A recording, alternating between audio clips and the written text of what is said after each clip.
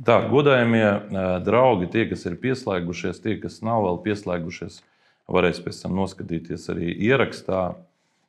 Šovakar es gribētu sākt mūsu tiešraidi ar informāciju. Tātad es jums parādīšu, te ir priekšā ir dokuments, ko Latvijas pirmā partija ir saņēmusi no prokuratūras.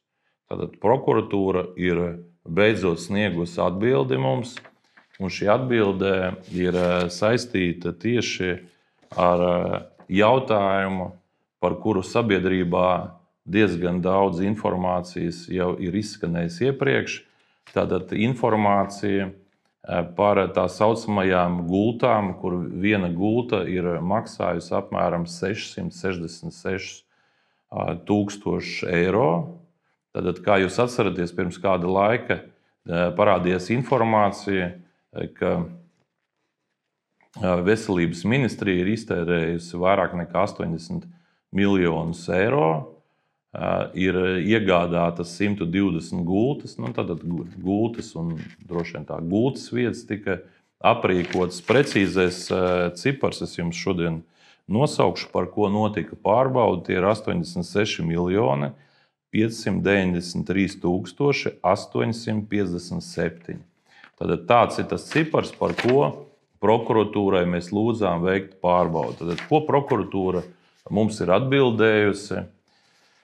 Un pats interesantākais ir tas, ka prokuratūra mums neko nav atbildējusi. Viņi ir veikuši pārbaudi, iepazinās ar mūsu jautājumiem, kas bija saistīti ar visiem šiem iepirkumiem, par kuriem veselības ministrs Pauļuts nespēja neko atbildēt ministru kabineta sēdē.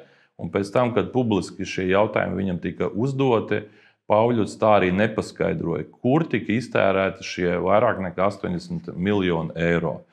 Un tagad prokuratūra ko mums raksta? Viņi saka, ka viņi ir izvērtējuši šo lietu, viņi iepazinušies ar mūsu jautājumiem, un tā kā mēs neesam viņiem parādījuši, ko konkrēti meklēt, precīzi, kāds tad ir tā būtība, ko tad ir jāmeklē, tad principā viņi uzskata, ka neko viņi palīdzēt nevar, un viņi pasūtīja mūs 3 mājas tālāk. Viņi saka, ka viss ir kārtībā, un līdz ar to ierosināt kriminālu lietu par šiem 86 miljoniem, par kuriem Pauļuts nav sniedzis atbildi, un tas, ka viena gulta maksā 666 000, prokuratūra tas neuztrauc. Ko es ar to vēlos šodien pateikt?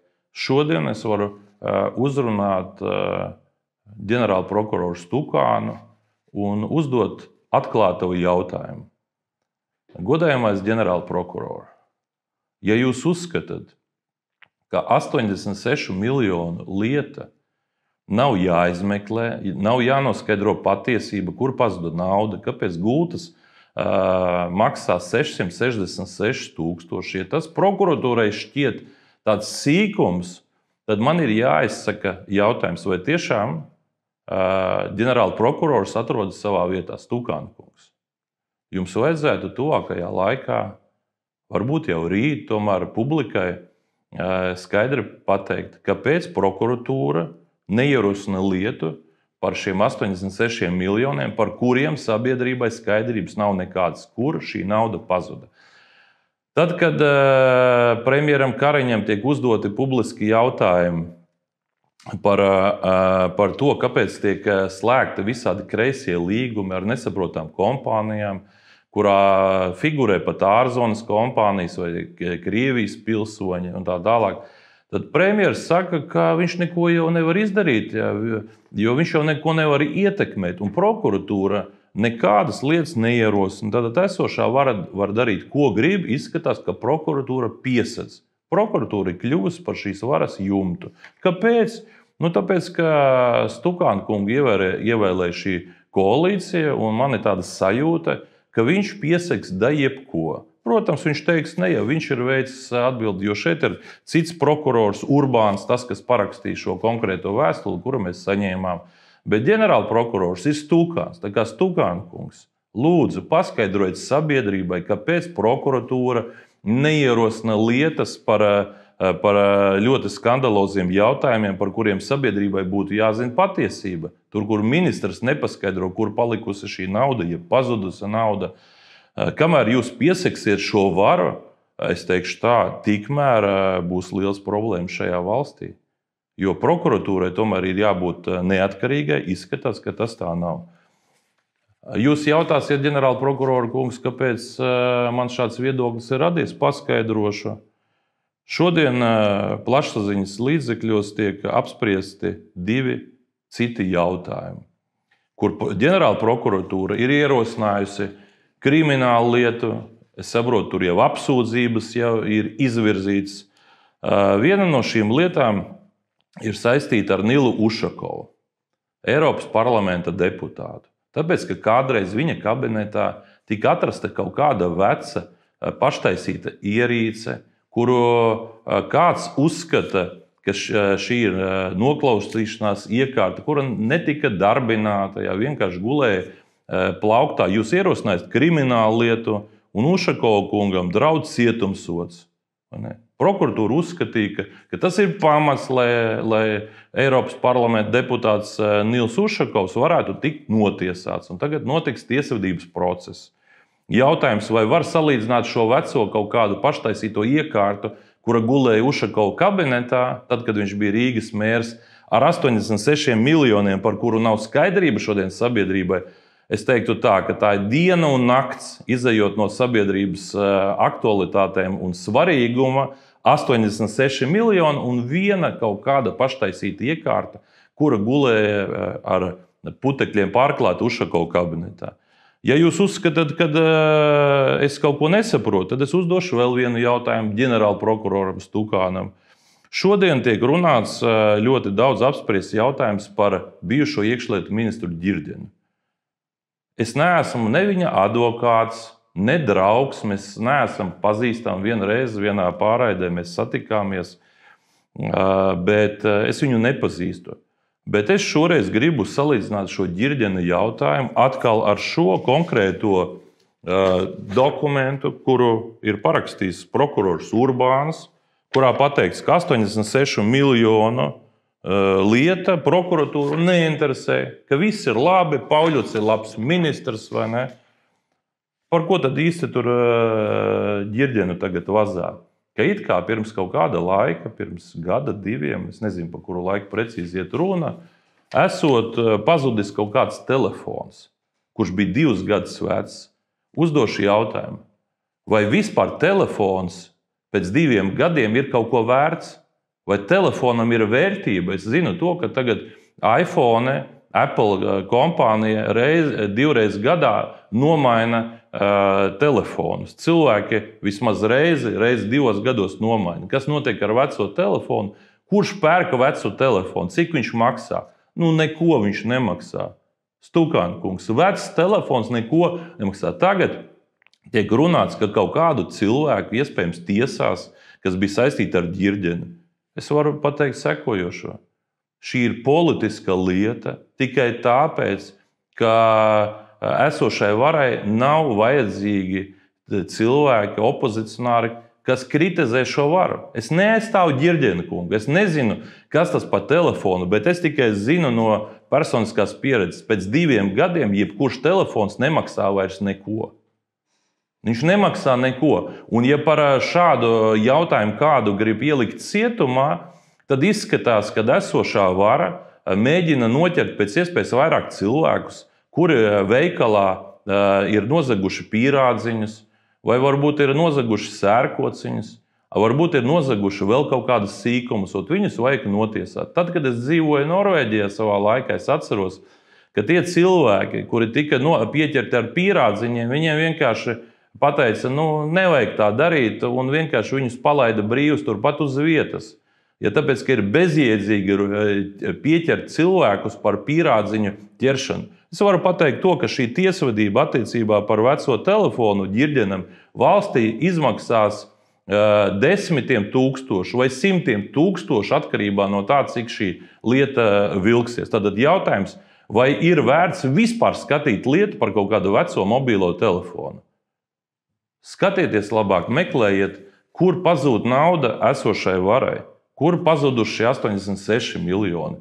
Kur pazūd cita nauda caur visiem šiem iepirkumiem, par ko pat premjeras Kariņš nevar paskaidrot? Ja?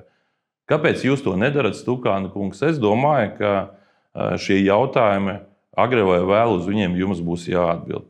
Tālāk, ja mēs runājam par prokuratūras varoņdarbiem, pirms kāda laika, Stukāna kungs, jūsu pakļautībā strādājošais prokurors Zelčs uzaicināja mani uz prokuratūru un uzrādīja apsūdzību par 13 gadus seniem notikumiem, par kuriem, protams, man nekādi paskaidrojumi netika sniegti, ko konkrēti es esmu izdarījis sliktu. Tika piesaukti panti, ja, ka tā ir kaut kāda lieli noziegumi notikuši. No manis gribēja pieprasīt milzīgas kompensācijas, lai izbeigtu lietu pavasarī. Tagad no manis prasa kaut kādu naudas sodu, kuru es neplānoju maksāt. Es neplānoju maksāt, tāpēc, ka šī lieta ir politiski ir izveidota tieši pret mani. Es negribu runāt ne par vienu citu cilvēku, jo daudzus no viņiem es nemaz nepazīstu, ko iet runa. Bet kāpēc es gribu šodien runāt par šo konkrēto lietu? Jo es šodien esmu uzrakstījis uz ekonomisko lietu tiesu atklātu vēstuli, kur es esmu nosūtījis, Stukāna kungs, visiem Latvijas mēdījiem. Diemžēl neviens mēdījis šo manu vēstuli nav nopublicējis. Un ko tad es rakstu šajā vēstulē? Šajā vēstulē es rakstu to, ka prokurors Zelčs, kurš iespējams pēc jūsu rekomendācijas, svētības, es nezinu, kā jūs tur komunicējat, nolēma šo lietu virzīt uz priekšu. Skaidrs, ka jūs atbalstījat tieši Bordāns un Jurašs. Es nevaru apliecināt, ka jūs kalpojat viņam, bet es zinu to, ka tieši Bordāns un Jurašs izdarīja visu, lai jūs kļūtu par ģenerālu prokuroru. Rezultātā Zelčs sāka virzīt šo absurdo lietu uz tiesu tikai tāpēc, ka viņam šķita, ka kāds pie kaut kā ir vainīgs. Es teicu, ka es ceru, ka īsā laikā sabiedrība uzzinās patiesību. Tagad, kad no manis grib piedzīt naudas sodu, izrādās, es cerēju, ka prokurors Zelčs pēc iespējas ātrāk gribēs iztiesāt šo lietu. Bet tā ir sanācis, ka viņš veselu mēnesi bēguļo, nodarbojas ar citām lietām. Viņš nav ieradies ne uz vienām debatēm, kur advokāti piedalījās, ne uz vienām. Ir piedalījušies 5 citi prokurori, bet ne Zelčs. Zelčs nemaz nav bijis šajā laikā ne uz vienu sēdi. Kas man satrauc? Man satrauc tas, ka Zelča kungs šo pasākumu ignorē ar mērķi, lai šāda tiesvedība vilktos līdz vēlēšanām, lai Jurašs un Bordāns varētu teikt, redziet, tur pret Šlesaru ir izvirzīts tādas apsūdzības. Tas, ka tagad no manis grib naudas sodu piedzīt, ja par to droši vien Bordāns ar Jurašu skaļi nerunās, bet stāsts ir tāds, ko dara Zelčs. Viena lieta, ka viņš nenāk uz sēdēm. Tagad viņš ir nosūtījis tiesnesim vēstuli, kurā viņš saka, ka, ziniet, viņš nemaz nav iepazinies ar debašu runām, viņš nav iepazinies ar šo lietu, viņam vēl vajag laiku, lai iepazītos, viņš nav gatavs izteikt repliku, viedokli, jo viņš nav iepazinies, jo viņš strādā pie kaut kādas citas lietas. Tad jautājums, ja pēc 13 gadiem prokuroram ir šāda attieksme, tas parāda, ka viņam ir citas intereses. Viņam ir svarīgi novilcināt šo lietu. Varbūt viņš domāja, ka Šlesers mēģinās izvairīties kaut kādā veidā, bet es esmu gājis uz visām šīm sēdēm, esmu atbildējis uz tiem jautājumiem, kas tika uzdoti, un izskatās, ka šī lieta faktiski ir izgāzusies. Un tas, ka prokurors Zelčs vilcina šo lietu jau 2. mēnesi un pats neierodas uz sēdēm un saka, ka iespējams viņš pat repliku neizteiks, tas tikai parāda to, ka viņam nav argumenti. Visi viņa argumenti ir izgāzušies. Latelekoms pēdējo 10 gadu laikā ir nopelnījis varbūt 100 miljonus eiro, pateicoties tam, ka ir ieviesis ciparu televīzijas. 100 miljoni. Latelekoms ir kļuvis par ļoti vērtīgu uzņēmumu. Latelekoms nodrošina tagad dažādas pakalpojumus, kurus viņi nekad nav nodrošinājuši iepriekš. Jā, šo uzņēmumu šodien sauc TET. Un Latelekoms, jeb TET, nekad sev pat cietušo nav uzskatījis, jo viņi ir nopelnījuši milzīgu naudu. Tajā laikā, kad Knāba vadīja Strīķe un Jurašs, tad 5 izmeklētāji strādāja to lietu, un neviens vispār tādu lietu neuzskatīja par nozīmīgu, lai virzītu. Kāpēc pēc 13 gadiem tā ir parādīsies?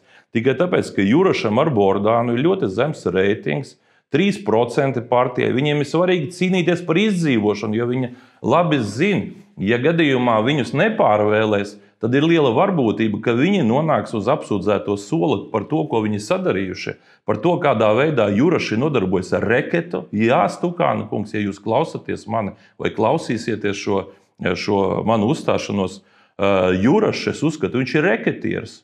Ir cilvēki, kas baidās vienkārši iet un ziņot, bet Jurašs nodarbojas ar naudas izspiešanu. Es to saku, es aicinu Jurašu kungu, ja viņš uzskata, ka es viņu apmeloju, lai viņš nāk un iesūdz mani tiesā, un es atvedīšu lieciniekus, kas liecinās pret Jurašu. Bet šodien situācija ir tāda, ka viņi netiks prokuratūrai, un viņi neies, un neliecinās. Bet tad, kad vara nonāks, tad Jurašam un Bordānam nāksies atbildēt uz ļoti daudziem jautājumiem. Par to pašu Guseļņikovu, kurš ir samaksājis Juraša ģimenei 500 000 eiro. Stukāna kungs, par ko Jurašu ģimene saņēma 500 000 eiro? Par konsultācijām, kas ir novedušas pie tā, ka ir šī PNB banka nobankrotējusi, par to, ka pazuduši simtiem miljoni vai cik tās naudas neviens īsti nezina, par to, ka nodokļu maksātājiem būs jāmaksā šie caurumi. Kāpēc jūs neizmeklējat? Kāpēc nav ierosināta krimināla lieta pret Juraša ģimeni, kur ir saņēmusi šo naudu? Šī ir oficiāla informācija. Savā laikā pat de facto ir bijis šāds sižets, ka šī nauda ir viņiem samaksāta. To Jurašs pat nenoliedza. Par kādām konsultācijām? Jurašs kungs vai nu viņu ģimenes uzņēmums 3 gadus ir strādājis, kā es teicu, ja minimāla alga ir 500 eiro, tad kopā bez brīvdienām praktiski Juraša ģimene ir strādājusi 3 gadus un konsultējusi banku, kas vainagojās ar šīm miljonu pazušanām. Un plus vēl tie miljoni, kurus Guseļņikovs savāca aizbēgot prom no Latvijas. Kāpēc jūs neierosināt lietu? Kāpēc jūs ierosināt pret Ģirģeni par kaut kādu vecu 2-gadīgu telefona pazušanu pirms kaut kādiem gadiem, un te būs vesela krimināla procesa, krimināla lieta ar apsūdzībām? Par Ušakovu veco iekārtu, par daudziem pierādziņiem, kuri kaut kur ir nozagti, kad cilvēki aiz bada vienkārši varbūt to pierādziņu nozaguši. Kāpēc jūs neierosiniet? Kāpēc? Tāpēc, ka jūs esat jums, Stukāna kungs. Jūs nodrošināt šo jumtu gan Bordānam, gan Jurašam, gan Kariņam, gan Pauļutam. Jūs saprotiet, ja kritīs šī vara, tad izmaiņas notiks ļoti lielas. Jūs ierosināt lietu pret opozīciju. Pret mani ir 6 administratīvās lietas ir ierosināts par iespējamiem pārkāpumiem, par to, ka es esmu ziedus nolicis pie brīvības pieminekļa, par to, ka es esmu nolicis, biju pie prezidenta pils un protestēju. Un tagad, redziet, mēs te ar pārsteigumiem skatāmies, kāpēc cilvēki iet un svilpo, bet tā ir tā kā cita tēma. Tā kā pabeidzot tēmu, kas ir saistīta tieši Stukāna kungs ar jums, es aicinu uzņemoties atbildību, izvērtējiet vēlreiz Latviju pirmā vietā šo konkrētu iesniegumu par šiem 86 miljoniem. Varbūt tiešām prokurors Urbāns nav atbildīgi to izskatījis. Un pasakiet, uzņemieties atbildību un pasakiet, ka viss šajā valstī notiek labi un ka jums nevajag ne pret vienu no esošajiem ministriem nekādu lietu ierosināt, ka viņi tiešām dara ļoti visu caurspīdīgi. Tā kā viss es beidzu savu uzrunu, kas ir saistīta ar ģenerālu prokuroru Stukānu. Godājamie draugi, tie, kas klausās, jūs saprotiet, ka to, ko es pateicu, jautājumi ir vairāk nekā atbildes. Un tas, ka ģenerāla prokuratūra ir atsūtījusi atbildi, pasakot, ka viņiem nav ko izmeklēt par 86 miljoniem, bet redziet, kaut kāds ģirģens par vecu telefonu tūlītās tiks sodīts. Tas ir absurds. Tas tikai parāda, kādā valstī mēs dzīvojam. Tālāk, tas, ko es gribētu šodien vēl apspriest, ir daži tekošie jautājumi. Bet pirms es viņiem ķeros, tomēr tāds neliels rezumē par Bordānu. Bordāns pirms pāris dienām tika izsvilpts. Es neatbalstu aktivitātes, kur tiešām notiek šāda izsvilpšana pasākumā, kurā nekam tādam nebija jānotiek. Tad Gunāra Astras šīs piemiņu pasākums ar pieminekļa uzstādīšanu, tur nevajadzēja notikt nekādai svilpšanai. Bet viņa notika. Kāpēc?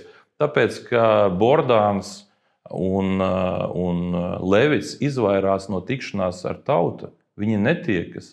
Viņiem neinteresē tikties ar cilvēkiem. Cik reizes pie prezidenta pils ir bijuši sapulcējušies cilvēki? Kāpēc Levits nevienu reizi neizgāja pie tautas? Un tad viņš redzētu izbrīnīts, ka kāds viņu izšvilpj, ka viņš parādās uz ielas. Levita kungs, visur, kur jūs parādīsieties, gaidīt, ka tauta jūs izsvilps, tāpēc, ka jūs to esat pelnījis. Kas attiecās par tām aktivitātēm, kas notika pēc tam, es teikšu tā, Levita kungs, jums ir jāatkāpjas. Jūs esat melis. Jūs pat nevarat pats pateikt patiesību cilvēkiem. Jūs sūtat savu preses sekretāru, cienījama dāma, tiešām kādreiz strādāja daudzos augstos amatos, bet ko viņa var pateikt, ja viņai ir jāmānās, jāpiesaista savs boss, tiek runāts, ka jūs tur esat satraucies un aizmirstāt to cepuri novilkt, par ko visi Latvijā jau ir izrunājuši krustām, šķērsām. Bet tā svilpšana jau notika pēc tam. Kāpēc jūs melojat? Un tā ir tā problēma, ja prezidents ir melis, kurš pats pat baidās pateikt un atbildēt par savu rīcību, bet sūta sieviete, lai viņa viņu aizstāv, tad es teiktu tā, ka labāk, lai Latvijai tāda prezidenta nebūtu pēc iespējas ātrāk. Es zinu, ka jūs neatkāpsieties, Levita kungs, jo jūs esat, jums nemaz neļaus LRT, jūsu kakliņš, Sarmīta LRT, kur arī var mani iesūdzēt tiesā. Esmu gatavs arī ar viņu tikties par to, ka viņa kontrolē visas mēdījus, Latvijas televīziju, kontrolē Latvijas rādio, tur ir salikti žurnālisti, producenti, un pēc tam, protams, kaut kāds žurnālists, kurš pieķerts melos, skaidrojās, ka viņš nedaudz pārspīlēja ar to svilpšanu dziedātājas akurāteres laikā, tad, kad viņa dziedāja dziesmu. Tātad fake news. Mūsu valstī notiek fake news, un to visu koordinē un kontrolē Sarmīta LRT, kas kontrolē un koordinē arī mūsu prezidentu Levitu. Tādā valstī mēs dzīvojam. Nav mums prezidenta. Nav prezidenta. Viņš ir tas, kuru bīda Sarmīta LRT. Principā Sarmīta LRT vajadzētu nākt un atbildēt uz visiem šiem jautājumiem, kāpēc valstī ir tik daudz problēmu. Bet, protams, Sarmīta LRT ir iekārtojusies ļoti komfortabli. Viņa kontrolē visu, bet Levits attiecīgi, ja viņš būtu labāks vismaz izpildītājs, labāks aktieris, tad varbūt labāk būtu, bet tiklīdz viņš atver muti vaļā, tā uzreiz principā neko vairs izglābt nevar. Tā kā vienīgais variants LRT vajadzētu Levitu noslēpt, lai viņš vispār ar tautu netiekas un visu laiku tikai ierakstītas runas, kuras viņš arī nemaz jēdzīgi nevar nolasīt. Kas attiecās uz citām lietām, šodien braucot uz šo tiešraidi, atkal kaut kā sanāca, ka Latvijas rādio ziņās dzirdēju mūsu premjeru Kariņu, tā saucamo premjeru. Un ko tad viņš teica, Kariņš? Viņš teica, ziniet, ir tāda nozare, kas saistīta ar turismu, viesmīlību, ka viņiem palīdzēt neko nevar, jo tendences esot mainījušās, un līdz ar to nekāds atbalsts viņiem vairs netiks sniegts. Bet jautājums ir, kurš radīja šīs problēmas šai nozarei? Jā, mēs zinām, ka ir šī pandēmija Covid pasaulē, bet kāpēc citās valstīs šīs nozares strādā labāk nekā Latvijā? Tikai tāpēc, ka Latvijā patreiz esošā vara izmanto šo Covid pandēmiju, lai cilvēkus iebaidītu, lai cilvēks piespiestu vakcinēties, kuriem vajag vakcinēties, kuriem nevajag vakcinēties. Un esošā vara grib, lai cilvēki dzīvotu bailēs. Bet, ja visi ir izolācijā, nekur nevar iet normāli, tad, protams, uz Latviju nebrauc arī turisti. Kāpēc tiem cilvēkiem, kas investēja savā laikā līdzekļus šajā industrijā, šajā biznesā, kāpēc šie cilvēki tagad cieš? Turisti jau nebrauc ne jau tāpēc, ka šī ir pandēmija pasaulē, bet tāpēc, ka jūs esat aizvēruši Latvijas ekonomiku. Tāpēc, ka jūs, tādi kā Kariņš, nemaz nedomā, kā attīstīt biznesu. Kāpēc citās valstīs viss ir atvērts? Paskatieties, kas notika Lielbritānijā. Premjeras Džonsons ļoti gudri rīkojās. Viņi saprata, ka ar katru slimību, vai tā ir gripa, vai tas ir omikrons, ir jāsadzīvo. Priekš tam nav jāiznīcina ekonomika. Un tagad uz Lielbritāniju brauc ļoti daudz cilvēki strādāt, dzīvot, atpūsties, tāpēc, ka viņi ir gudri un viņi iegūst no tā visa. Kāpēc Amerikā ir pieņemts lēmums nerunāt vairāk par visiem šiem cipariem, cik cilvēki ir saslimuši un tā tālāk? Pietiek, jāsāk normāli dzīvot, jāļauj veseliem cilvēkiem dzīvot un slimie ir jāārstē. Un ja kāds ir dabūjis iesnas, nedaudz saslimis, tad viņš izārstēs un dzīve turpinās. Nē, mēs katru dienu tiekam baidīti. Es varu pateikt personīgi, ja es esmu izslimojis, bet man šajā valstī joprojām neviens nav iedevis izslimošanas certifikātu. Tad es nevaru aiziet uz lielveikalu un kaut ko nopirkt, jo tādi kā es netiek ielaisti. Bet es neesmu vienīgais. Ir ļoti daudz cilvēku, kuri ir izslimojuši Latvijā un kuriem ir pagājušie 6 mēneši, viņiem joprojām ir antivīlas, bet viņi nevar aiziet uz veikaliem. Kāpēc? Tāpēc, ka mūsu valdība viņiem neļauj to darīt. Un tā ir liela problēma. Un ja mēs runājam tagad par tām visām statistikām saistībā ar saslimšanu, mēs redzam to, ka ļoti daudzi cilvēki turpina saslimt, un lielākā daļa no šiem cilvēkiem ir tieši tie, kuri ir vakcinējušies.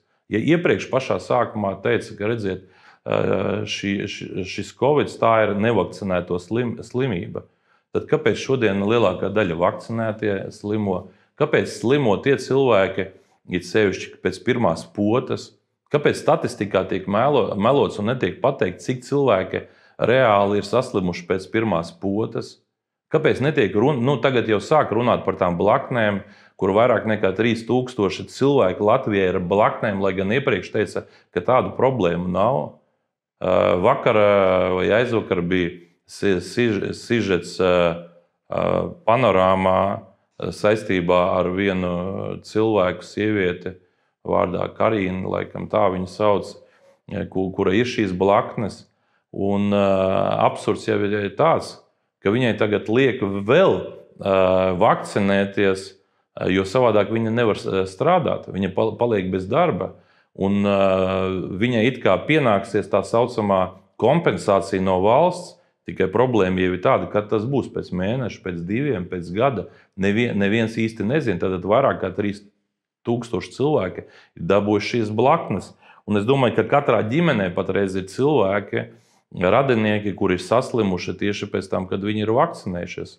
Manā ģimenē, mana mamma, kurai ir 78 gadi, viņa nebija vakcinējusies līdz pagājušā gada nogalē. Bet tad, kad visu aizvēra, viņa teica, es nevaru aiziet uz veikalu, man atņēma bezmaksas braukšanu sabiedriskā transportā, es nevaru uz tirgu aizbraukt vēl kaut kur. Plus visi ierobežojumi, kad veci cilvēki nevar tikties ar saviem mazbērniem. Viņa beigās aizgāja un teica, es nopotēšos. Viņa nopotējās, viņa dabūja šīs 2 vakcīnas. Kāds ir rezultāts tagad? Oficiāli, jā, viņa dabūja šo zaļo certifikātu, šo QR kodu, bet viņa patreiz mājās guļ saslimusi ar Covid pēc 2 potēm. Un tas nav fake news, tā ir realitāte.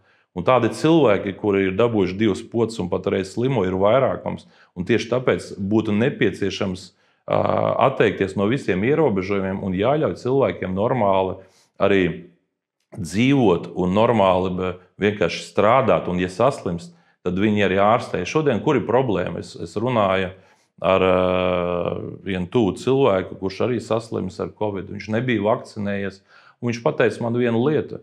Zini, tā problēma jau ir tāda, ka mani neviens neārstē. Es reāli pat nevaru dabūt zāles, jo pie manis nenāk ārsts. Es esmu kā spitālīgs.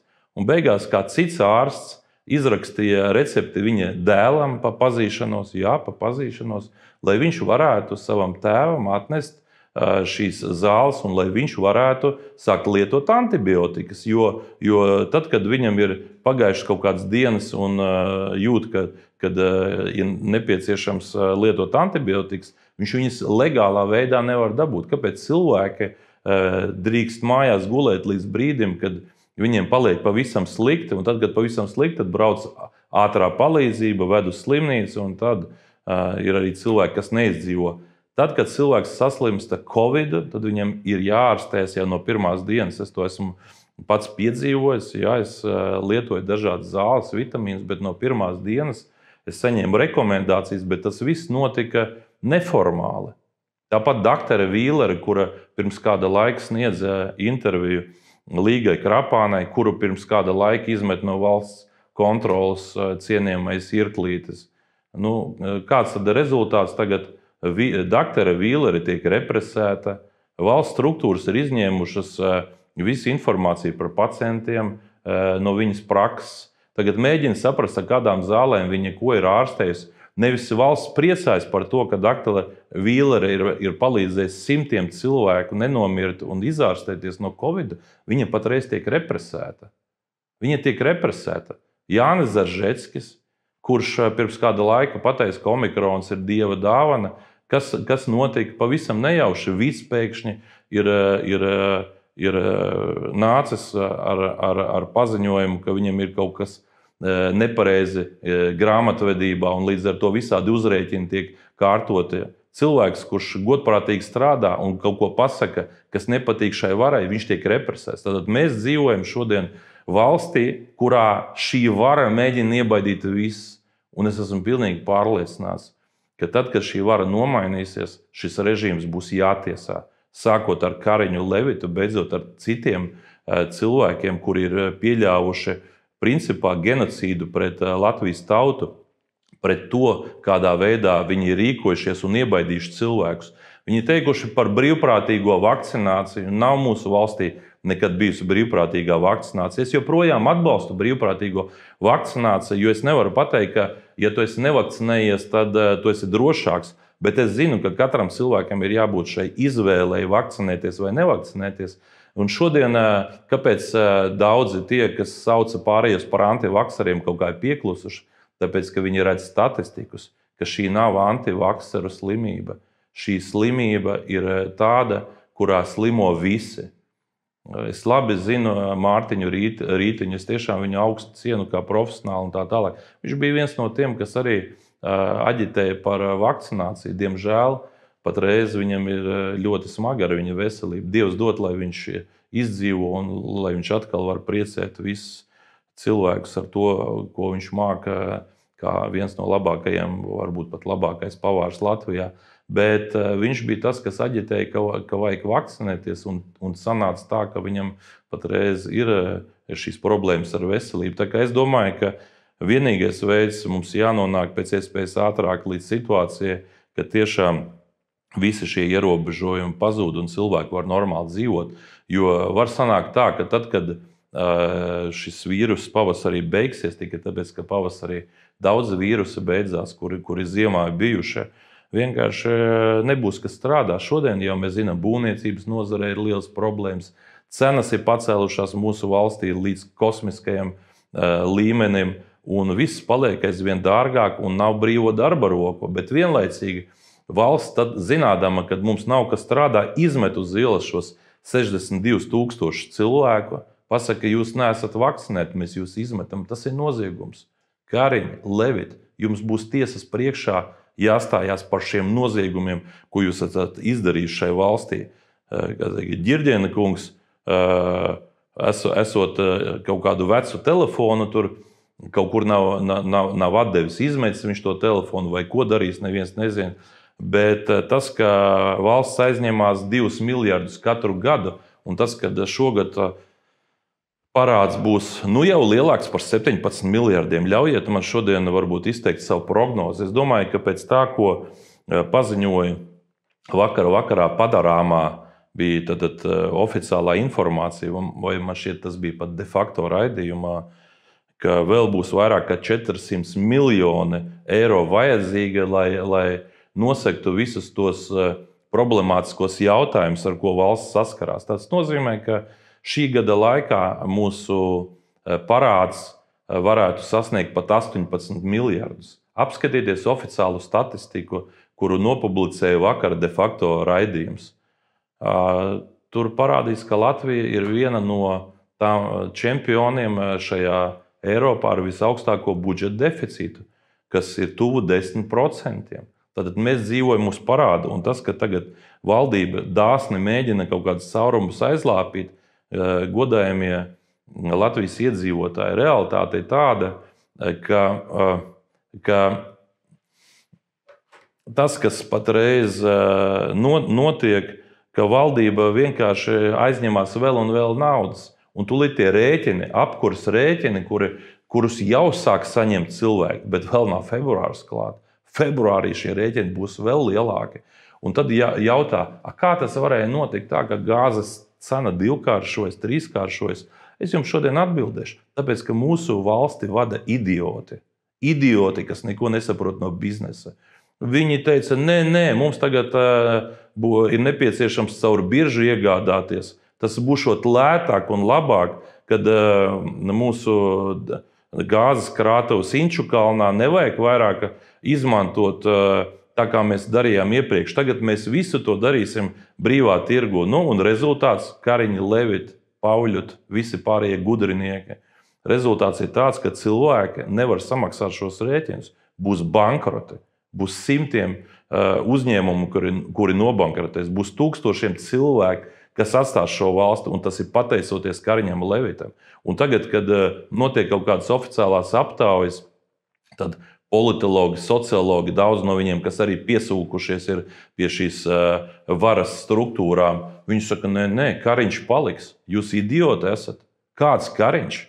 Kariņam ir jāsēž uz apsūdzēto soli par to, ko viņš nodarījis Latvijas tautai un Latvijas valstī. Jūs prognozējat, ka Kariņš paliks par premjeru pēc nākamām vēlēšanām, tad ir jāpanāk, lai tiešām vēl vairāk 100 000 cilvēki aizbrauc līdz vēlēšanām. Tad jāpanāk, lai uz vēlēšanām atnāk tikai varbūt kādi 20% cilvēki. Visi ierēģi, kuriem algas tiek palielināts joprojām. Tad visi pietuvinātie cilvēki ir jāuzstāda šis rekords. Bet es domāju, ka Latvijas tauta tomēr sapratīs un ies uz šīm vēlēšanām un izbalsos šo varu tā, lai Kariņš un Levits pazustu uz visiem laikiem. Kas attiecās par, aktualitātēm valstī, par ko mēs varētu vēl un vēl runāt, es teikšu tā, ka jautājumi ir ļoti daudz. Es negribētu varbūt iet un kaut kādās un runāt par mazām lietām, ja jau mēs esam aizskāruši šīs lielās matērijas, bet izskatās, ka Latvija kļūst aizvien nekonkurētspējīgāka, cilvēki turpina braukt prom, un tas, ka Kariņš Levits saprot, ka viņi sevi ir uzzinuši priedē vai eglē pašā galotnē un nevar no tās nokāpt, viņi nevar atcelt ierobežojumus, bet vienlaicīgi viņi redz, ka gan Lielbritānija, gan Čehija, gan vēl kāds cits valsts pieņem šo realitāti, ka ir bijušas kļūdas, ka no tā ir jāatsakās. Un tāpēc, protams, skatīsimies un gaidīsim, kā viss attīstīsies, bet šodien, godējumie draugi, tie, kas skatās mani tiešraidē, tie, kas skatīsies šo pārraidi, varbūt kā ierakstā nedaudz vēlāk, šodien vai rīt, es tomēr aicinu, ir jārīkojas, jādara viss iespējamais, lai šī vara aiziet uz visiem laikiem. Mēs nevaram pieļaut, ka viss turpinās. Un es domāju, ka tā izsvilpšana nedrīkst to, nevajadzētu to darīt vietās, it sevišķi, kur ir kāds pasākums, kurā mēs nedrīkstam šādi rīkoties. Bet, ja gadījumā cilvēki grib izsvilpt Kariņu vai Levitu vai kādu citu, vienkārši tad, kad viņi kaut kur pārvietojās pa ielu, es domāju, ka viņi to ir pelnījuši. Es domāju, ka viņi to pelnījuši, un tāpēc nevar pārmest cilvēkiem, ka viņi nekulturāli. Nekulturālie ir tieši Kariņš un Levits, tie, kas netiekas ar cilvēkiem, tie, kas dzīvo savā iedomu pasaulē. Levita kungs, ja jūs esat tiešām samelojies tik daudz, uzaiciniet cilvēkus rīt, parīt, aizparīt pie prezidenta pils. Es domāju, atnāks ļoti daudz cilvēku, lai jūs izsvilptu. Jūs baidaties, Levita kungs, tāpēc jūs arī negribat aicināt cilvēkus, jo jūs negribat ar viņiem tikties. Jūs varat tikties tikai ar tiem nopirktajiem, kam jūs esat iedevuši šos 3 zvaigžņu ordeņus. Paldies visiem šovakar par to, ka jūs klausījāties. Protams, ar māju man iet vieglāk, tad, kad viņi uzdod daudzus jautājumus, tad, kad viņi seko tam, ko jūs arī rakstat, bet tie jautājumi, kas ir uzdoti, es viņus izanalizēšu, un tad nākamā pirmdien es mēģināšu arī uz daudziem no viņiem arī atbildēt. Bet, kā es teicu, šodien esošo varu piesedz prokuratūra ar Stukānu priekšgalā, diemžēl tā tas ir. Un kamēr viņiem ir šāds jumts, tikmēr viņi var justies droši, bet viņu laiks pienāks drīz. Šī gada oktobrī, tad, kad notiks vēlēšanas, mums jādara viss iespējamais, lai viņi pazustu. Un iespējams, lai viņi nepaspētu aizlidot ar savām lidmašīnām kaut kur uz ārzemēm. Varbūt vajadzēs tomēr paspēt, kā teikt, ierosināt lietas, lai viņi ātrāk nonāk uz apsūdzēto soli. Paldies un ar labvakaru līdz nākamajai pirmdienai.